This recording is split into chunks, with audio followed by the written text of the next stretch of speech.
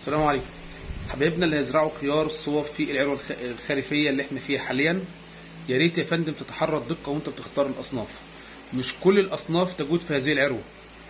يعني ارجع لي برشور الشركات او المديول بتاعت الشركات اللي حطها للأصناف او الخطة بتاعت الأصناف، ويا ريت تبص هل الصنف ده صيفي خريفي ولا شتوي. لو شتوي معاك مش هيتحمل الذبابة.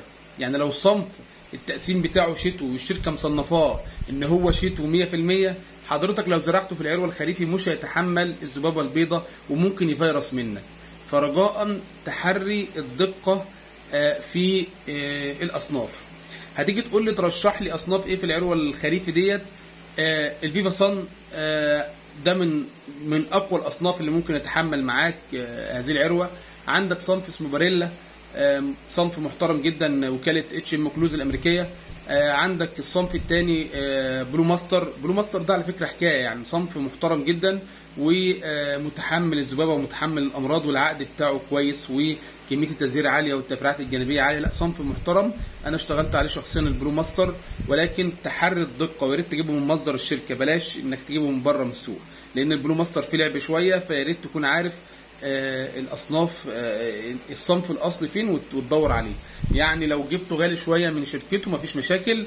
انا برجح يعني القصه دي في البلو ماستر بالتحديد، لان البلو ماستر في مصر للاسف الشديد شفت منه 4 انواع مختلفه، لكل واحد بيسوق نوعيه ما. فعشان حضرتك ما تقعش في المشكله ديت، يا ريت تدور على شركته وتجيبه. البلو ماستر صنف كويس، البريلا صنف ممتاز، عندك الفيفا صن صنف ممتاز. دي الاصناف اللي اقدر ان انا ارشحها لك لاني شفتها يعني قدامي. فيعني يا رب تكون عروة خيار على الساده المزارعين اللي هيزرعوا في العروة الخريفي. ان شاء الله تكون عروة خير عليهم، وكل ان شاء الله يكسب ويتراضى. ويعني في اخر الحلقة يعني نتمنى لكم ان شاء الله موسم سعيد. والسلام عليكم ورحمة الله وبركاته.